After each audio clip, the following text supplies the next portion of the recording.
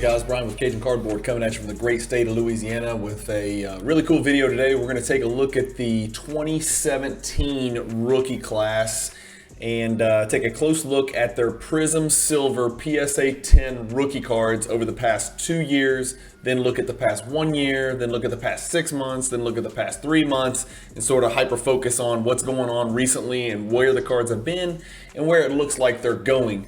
One interesting note is if you haven't seen the video on my 2016 rookie class, Prizm Silver PSA 10s, go check it out because there's going to be some interesting similarities. There's also going to be some really fascinating disparities between the 2016 Prizm Silver population and the 2017 Silver population. I don't think it's any secret, but I don't think you guys really understand exactly how many more 2017s were printed than 2016s. And the beat goes on for 2018, 2019, 2020, etc. So not good news in what Panini decided to do with these silver print runs. And we'll look today at these numbers and they'll bear it out and they'll prove what our worst fears were. And that is that Panini is chasing the dollar on their way out during this transition to Fanatics. So I've got pulled up on your screen card ladder. I couldn't get all of the 2017 rookies in here. So all you OG Anunoby and John Collins fans and Dennis Smith or whoever the hell else you guys wanted in here, I couldn't fit them all. In card ladder, you can only compare a certain number. I think it's 8 of them. And so I've got 8 of the best. Not the best. I couldn't get Lauri Markkanen in here either, even though, you know, I think Lauri Markkanen might be as relevant of a prospect as a Jonathan Isaac or a Malik Monk or maybe even a Lonzo Ball or a Markelle Fultz, since he had a really good season last year, but good bounce back season for the Cleveland Cavaliers. And but what I've got pulled up is the card ladder index. I've got all of these players, 2017 rookie cards, all of them in PSA 10, all of them they're Prizm Silvers. So you can see over the last 2 years, this is the column you want to pay attention to right up here that I've got highlighted. That is the pop, okay? And so if you recall, if you've watched the 2016 video that I just released, you'll notice that Jaylen Brown had the highest pop of all 7 2016 Prizm Silver rookie cards that we looked at. And if you will recall, that pop was 247. Jason Tatum has 769, so that's more than 3 times as many Jaylen Browns. Now, I am going to go out on a limb and say each of those players' cards are just as likely to be graded. It's not like more people would be sitting on raw Jaylen Browns than sitting on raw Jason Tatums. Maybe I'm wrong, and if there is some disparity, I think it's marginal. So that does not bode well. There's 769 Jason Tatums. The lowest pop out of these players is Lonzo Ball with 270 PSA 10s. Again, I'm not looking at total graded by PSA. This is only their PSA 10s, but we can kind of extrapolate that and come to logical, prognostications of how many were printed, based on how many PSA 10 are out there. Again, it would probably be better to look at the total quantity graded. Maybe 2017's graded at a higher gem percentage than 2016. I don't know. Y'all can dive into that, or we'll let Gem Rate dive into that stuff. People that specialize in those types of things like gem rates and, total quantity graded per month, per year, etc. But, one thing is for sure, the most graded 2016 player is 1/3 in PSA 10 as the most graded 2017 player, Jason Tatum, and their teammates, and they're relatively comparable players. I know people are more high on Tatum than Jaylen Brown, but both of them are all-star caliber players, and so you would think most people would grade every one of their silver Prizm, raws that are sitting around the house. It doesn't make any sense not to. Even if it got a PSA 8 or 9, I'd rather have that than a raw one sitting around. That's just me personally. But so that's something to keep an eye on, right? And so that's one of the disparities between the 2016 and the 2017 class. I think the 2017 class is deeper. I think it's a lot deeper. I think there's, like I said, I left off 3 players that are really good players. I think I left off Jarrett Allen too. Jarrett Allen was an all-star, for God's sakes. I don't have him on here. He's kind of a boring big man. His cards aren't really valuable. I think it was like a $50 or something crazy like that for his PSA 10 silver Prizm rookie card. So I didn't include him. I didn't include include Markkanen, who's a good player. I didn't include Anunoby, who's a pretty good player, a little better than average, role player type guy up in Toronto. But I did get 8 of them that I could squeeze in here, and I only included Malik Monk because his card is almost $100. His card was double the cost. It was triple Lauri Markkanen, which makes no sense. It was double Jarrett Allen, which makes no sense. I guess it's the Laker effect. I'm not really sure.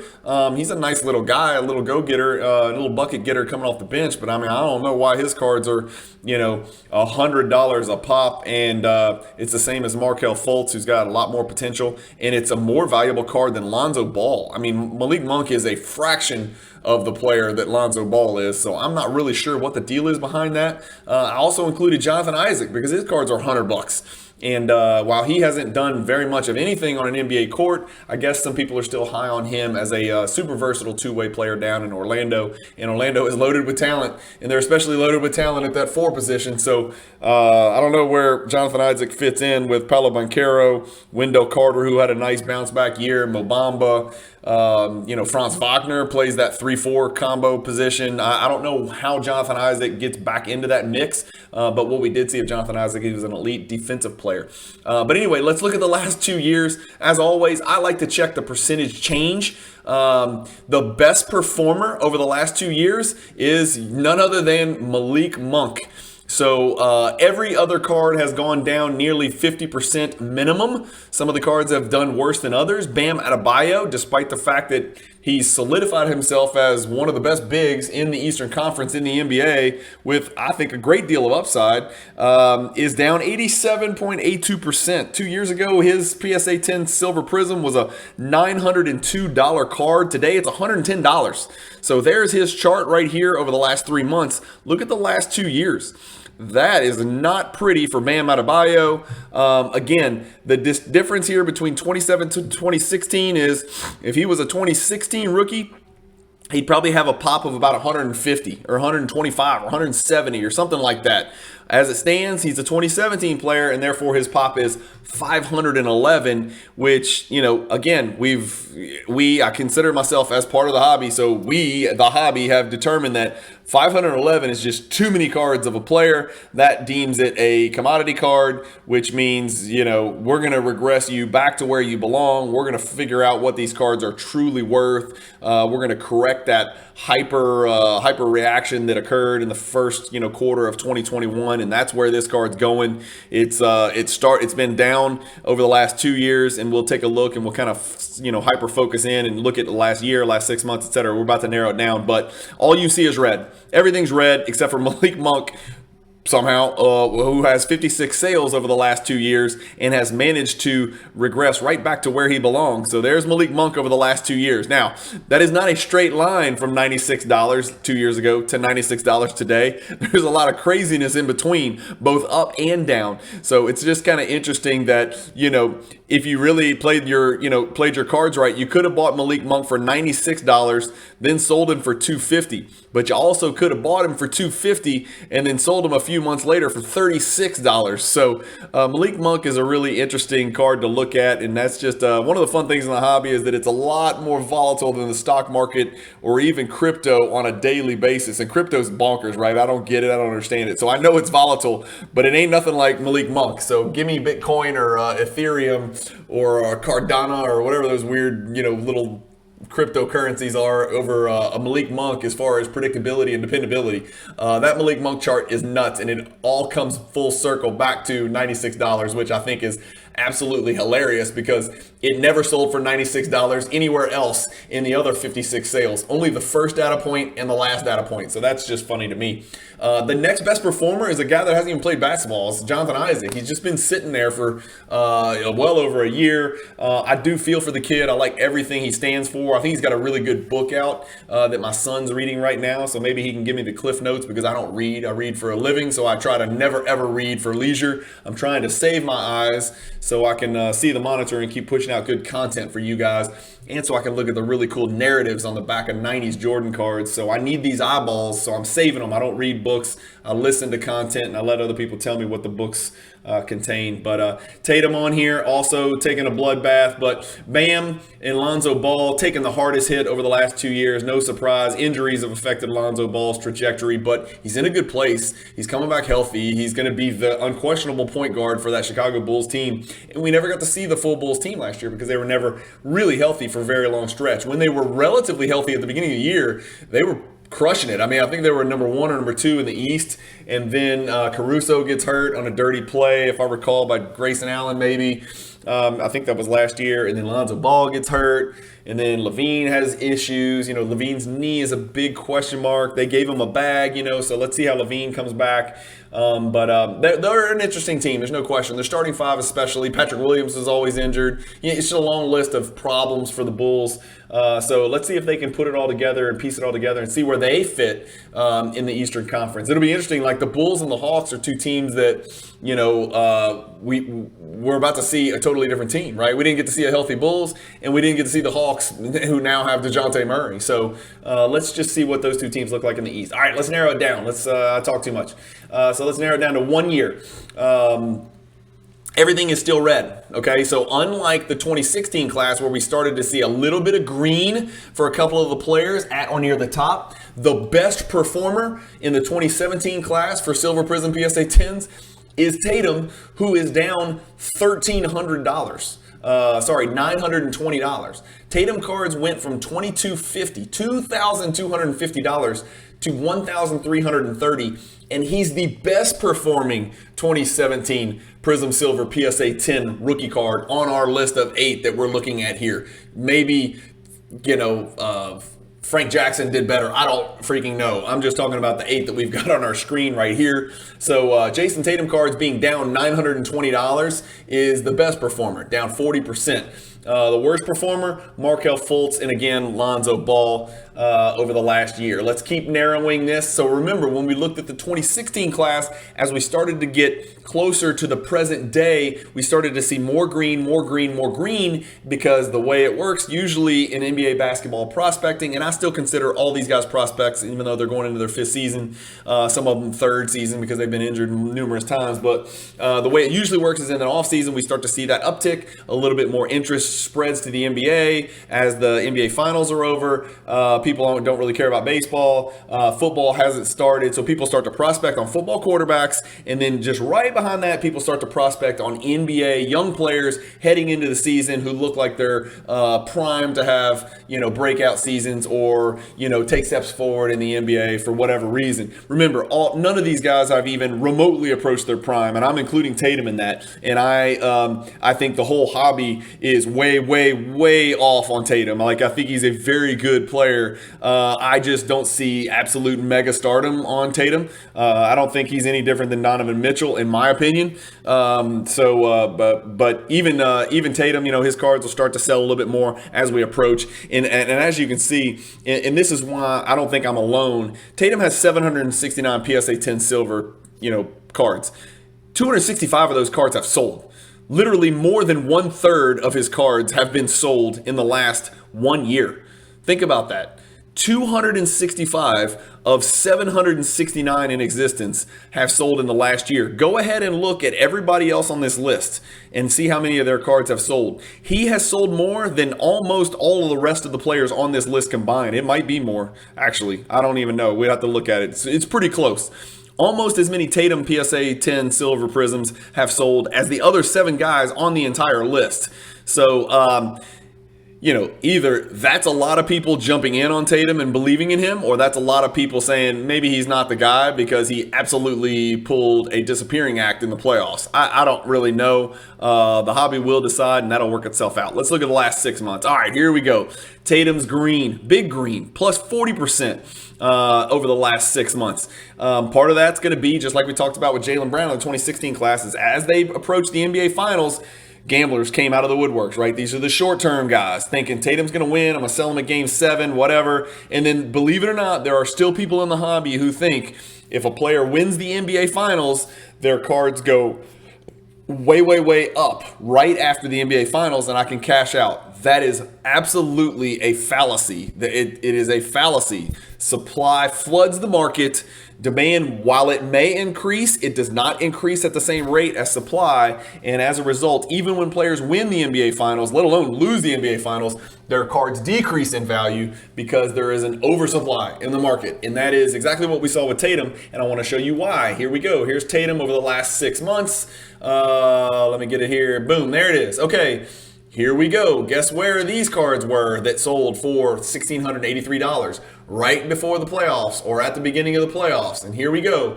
And then they go all the way up. And then here on May 20th, and you guys know the NBA Finals end somewhere in May, June or whatever, 1940. And then look where the card got to from 1940 in the middle of May all the way down here 45 days later to $816. Guys, that is less than half value.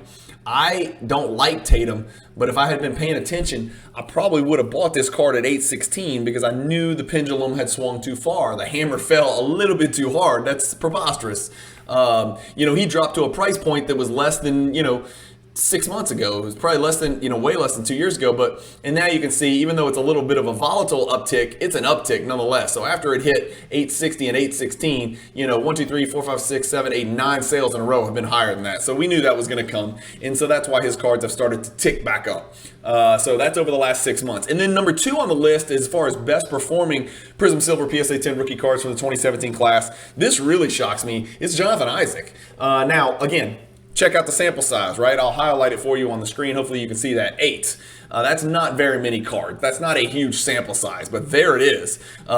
He is at least, by all accounts, a couple of them have sold for significantly more. Somebody paid $170 for one of these bad boys. It's a $100 card right now, but it was an $88 card in February, and then today it's a $100 card, and it's sold consistently at $100, $92, $103, $100. So it's a $100 card right now. Is that too much or too little? It's a pop 421. It's a pretty high pop card. It's a commodity card. All of these on this list are commodity cards, and I'm including Malik Monk and Lonzo Ball with 270 on there, just because I don't think people have graded as many of those as they would have, say a Tatum or a Donovan Mitchell, which is a pop 570. But De'Aaron Fox here, let's look at the next. All of these guys are also down, and it continues to be Bam and Lonzo taking the biggest hit, even over the last 6 months, over the last 2 years, over the last 1 year, over the last 6 months. Either way, Lonzo and Bam are taking big hits, and that's a pretty big sample size for Bam Adebayo. Look, 39 cards have sold over the last 6 months. Again, great player. People just don't like bigs. And so it's hard to prospect on them, man. Even when they perform and they prove they are who they say they are. And Bam Adebayo is like, I haven't looked, but what is he, 24 years old, 25, 26 years old? He's not even close, guys. And he's doing his thing. And he's doing his thing for a legitimate Eastern Conference contender. Look at where his cards have gone over the last 6 months. That's nuts. That is just way, way down. So people are getting crushed on that card. Again, pop 511 is a big number. I don't know how else to say it. Let's look at the last 3 months, right? And this is where people would have started prospecting. Smaller sample sizes as expected because it's a smaller window. 80 Jason Tatum cards, more than 10% of all the Jason Tatum Prizm Silver PSA 10 cards have been sold and bought in the last 90 days. Let that sink in. 80. That's more than everybody else combined. I can conclusively say with Cajun math real quick, 80 Jason Tatum cards have sold. That's more than the other 7 top rookies on this list. That's more than double the Donovan Mitchell cards that have sold. And I would think a lot of people should be prospecting on Donovan Mitchell. I'm not one of them, but they should be because it looks like everybody wants him out of Utah. I think Utah wants him out of Utah. I think Donovan Mitchell wants out of Utah. I think all those crazy fans probably want to keep him there because he's their last best superstar they've had. I don't count Gobert because he wasn't a superstar, but anyway, I just think it's interesting how many Tatum transactions there are, in the hobby. So, people will scream manipulation this, manipulation that, whatever. You can't, look, dude, you can't manipulate when there's 769 of a card. If this was a Jason Tatum National Treasures BGS 9.5 or PSA 10 or something crazy, low pop like that, sure, I think it would be ripe for manipulation or whatever, but there's going to be genuine vetted arm's length transactions when this many cards are selling. It's not like two dudes can arrange for 80, Jason Tatum sales. And even so, even if it was manipulation, that would be a green number, not a red number. So over the last 3 months, Tatum cards are down 16.87%, despite the fact that he took his team to the finals. Now, again, he ghosted and disappeared in the finals, and Jaylen Brown is the one who stepped up and showed that he was the alpha. Go ahead and flame me in the comments. I am fine with that. Let's look at the last 1 month, and this is going to be maybe too small a sample size for a lot of these. Yeah. So over the last month, people are back in on Tatum. People have looked at the Tatum chart, and they've been like, you know what? That dropped a lot. I think I'm going to jump back in. I did something wrong. That's not Tatum. Boom, there it is. Okay. There's Tatum over the last month. Again, only 7 sales. 1, 2, 3, 4, 5. I see 5, but some of these data points in Card Ladder, if you click view all sales, it could be 2 sales on the same day. In fact, it's going to have to be, right? Yeah, so on July 10th, 2 of them sold.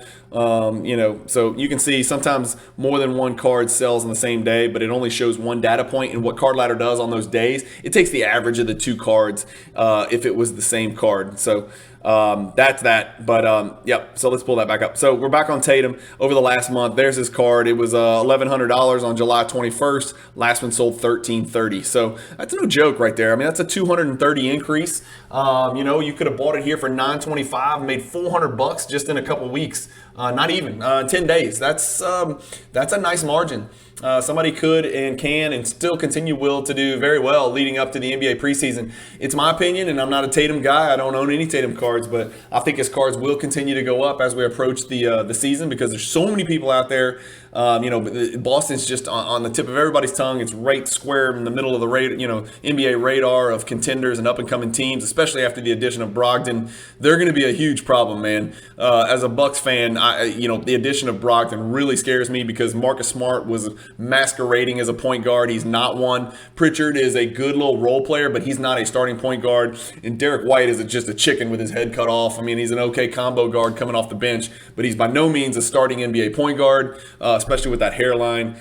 Sorry, I'm supposed to say positive. That was a bad joke. But so anyway, Jason Tatum, yep, his cards should be going up as we approach the NBA preseason. So he's up 37%. What did I do with my, there we go. And then De'Aaron Fox cards are up, my guy, right? So I'm a huge De'Aaron Fox guy. I'm in super heavy on De'Aaron Fox. I prospected him very early at a very low price point. Only 2 sales, so that doesn't really mean a damn thing. If we look at De'Aaron over the last 6 months, he's down like everybody else. But look where his silver's got to, $450. That's no joke. I think I might have sold one in the $350 range, or maybe not. Maybe $375, $408. I sold one somewhere in there when I saw him run because I have so many of them. And then everybody else is either 0 or down. Donovan Mitchell down 27%. Kind of surprises me, to be quite honest with you. Over the last 6 months, it's down even worse, 50%. Look, he's pop 570, so that's also it's probably the second highest pop on here. Yeah, it's the second highest pop on here behind Tatum. I like Donovan Mitchell as a player. I think he may not be an alpha on a championship team, but I think he would be one hell of a beta on a championship team. If you put a guy like this on the Bucks instead of, say, well, I don't want to put him on the Bucks, but go find him a team where he fits really well, like for instance in Miami next to Jimmy Butler. And let Tyler Hero come off the bench and do his thing as a 6-man again, I think you're talking about a real problem. So I think Donovan Mitchell is a fantastic NBA player and maybe just a hair right behind Jason Tatum. And then De'Aaron Fox is about to break out. Jonathan Isaac, I wish all the best, but I just don't see him being a collectible player in the NBA. I never saw the offensive game that you need to be, a hobby darling. And then, name the last person that's, super collectible in the hobby that doesn't play offense. I mean, Draymond Green is the epitome of those things, and nobody gives a damn about Draymond Green cards. I think Dennis Rodman it would literally be the last person. I mean, Mutombo is one of the greatest defensive centers of all time. Nobody really cares about his cards. You can go down the list. I mean, there's a lot of really insane, fantastic, valuable NBA players who played primarily defense, but they just don't translate very well into hobby value. I don't see Jonathan Isaac ever turning into a great offensive player. Markelle Fultz, again, like I said, once you've fallen out of the good graces of the hobby, it's very hard to get back in and become relevant and regain that momentum. Markelle Fultz cards are at $108. Malik Monk, I don't know what's going on with that. He's a $96 card. Bam Adebayo cards, I mean, if I was going to pick somebody on here whose cards had dropped too low, it'd be Bam. But I guess people just find him to be a boring big man, even though he looks like a freaking Greek god. He's a monster. I mean, he's the reason I go to the gym. I want to look like Bam Adebayo. But look at what his cards have done over the last year. So anyway, that's it, guys. Alonzo's got a lot of upside. Lonzo's another one. Like if I was going to throw some money in, I'd probably consider Lonzo just because his cards have gone down too much. I mean, $82, man. $82 for a silver PSA 10. It's only popped 270. I think the Bulls might have a nice, at least regular season in them. I don't know if they have what it takes to get through the Bucks, the Celtics, or maybe the Sixers or the Heat in the playoffs. But, man, they're going to have a really nice regular season run because they've got a great mix of youth and veterans, DeRozan, Levine, and Vucevic holding it down for the veteran perspective. And then you've got, Kobe White and Lonzo and Caruso and Patrick Williams and Ayo Dosunmu. From a youth perspective, that's a deep team. So I suspect the Bulls will be in that top 4 in the Eastern Conference for a regular season record, and that might result in, and he's going to be at the front of it. I mean, there's no question he is the straw that stirs the drink, right? He's the engine for that team, and I think that when Lonzo went out last year with that injury, that's part of the reason the Bulls faltered so bad. But anyway. Again, one of those rambling videos where there's really nothing to conclude. I just wanted to take a look, and I figured if I'm going to take a look and see what's going on with these 2016 and 2017 Prizm Silver rookie cards, I wanted you guys to take a look. So I did one video for each, 2016, 2017. I might even do a 2018. You never know. Again, I'm not going out and buying any of these cards. I can tell you right now, I'm not buying any of these cards. Like, I'm not going to buy Lonzo Ball cards at $82 just because I'd have to buy 10 of them for me to feel anything. But if you're one of those people who likes to make little teeny tiny small plays and make 40, 50, 60 bucks after taxes here and there, there's little moves to be made in some of these silver Prizm PSA 10 cards because there'll always be a market for them, right? The market may be declining, but you see the quantity of transactions when players become relevant. These are sort of the commodity flagship cards that get transacted first amongst the lower portion of the hobby. So anyway, thank you guys for watching. Hopefully you enjoyed the video. Let me know who you would pick as the best player to invest in if you had to pick one of these 8. Again, I apologize to the John Collins fans and the Frank Jacksons and the Dennis Smith Jr. lovers. I couldn't fit all your guys in here. It could only fit 8, and so I chose these 8, including the great Malik Monk, because again, he's the best performing 2017 Prizm Silver rookie card out of all of them for some reason over the last 2 years. So I thought that was interesting. Anyway, thank you guys for watching. Keep collecting, stay positive in the hobby, and peace.